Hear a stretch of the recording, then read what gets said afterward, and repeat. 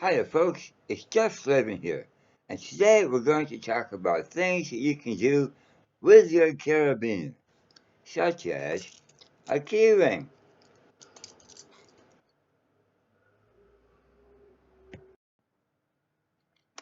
an earring,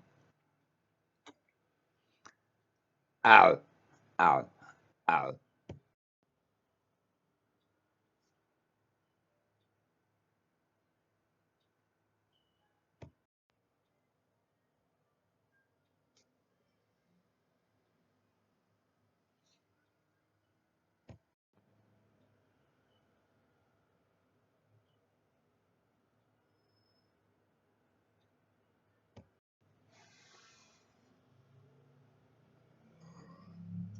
uh,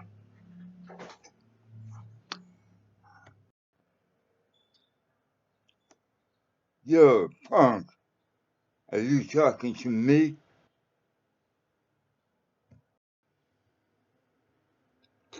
Best $5 I ever spent.